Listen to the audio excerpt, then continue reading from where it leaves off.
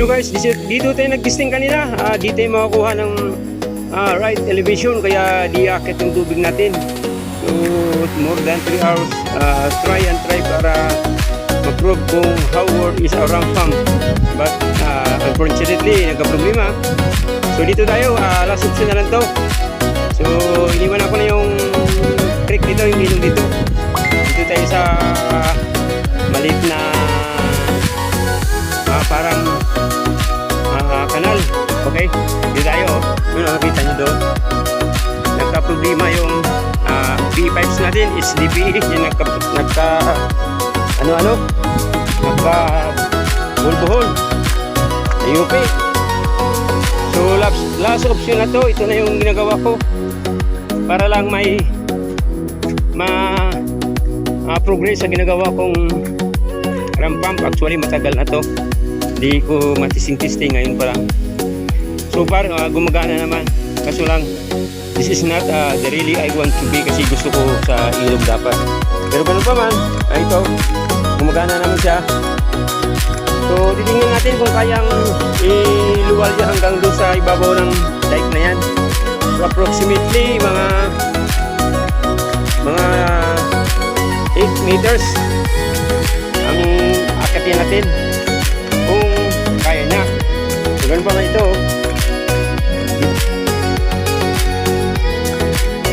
So guys, dito tayo kumukuha ng tubig. Testing natin. Actually doon, this is not really I want to be, kasi dapat doon sa ilog tayo mag-try, doon tayo mag-test. Kasi alam ko mas malakas ang source at sa supply natin. Pero unfortunately, nagka-problema. Hindi tayo makakuha ng proper elevation. So dito tayo kumukuha. Pansamantala for the meantime, ito. Eksperimentohan natin kung kaya bang iakyat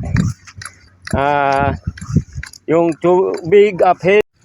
Look at guys, already accumulating pressure. So this one, this is the pressure tank. From here, pressure tank. This one is swing valve.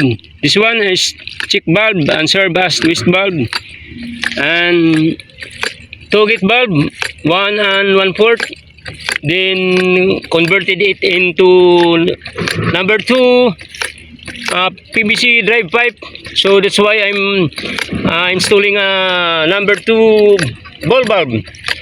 This one is 1 and 1/4 ball valve. This one is the reducer, the male reducer, 1 and 1/4 by 3/4, and this one is 3/4. This one is HDPE pipes. We have to verify, we have to probe if this is worthy to lift water uphill. So this one, let's see and find out kung kayang iakyat natin ng tubig. For the meantime, medyo may problema pa rin. So maraming leak na nangyari. So nababawasan ng pressure. This one and the other one. Okay.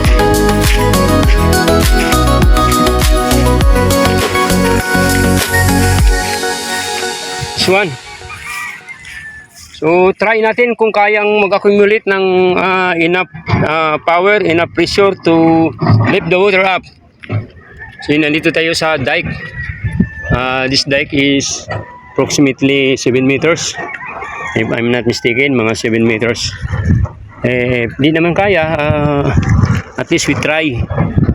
Okay. Okay, this one.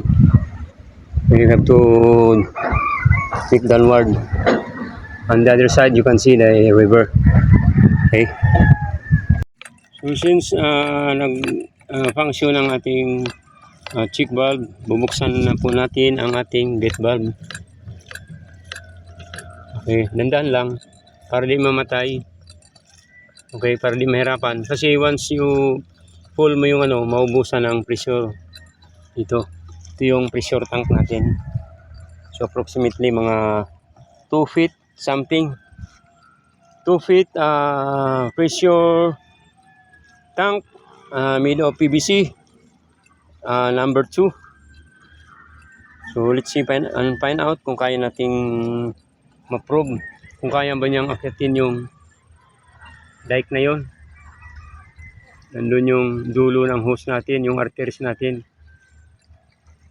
Kung hindi man, never mind. At least we try.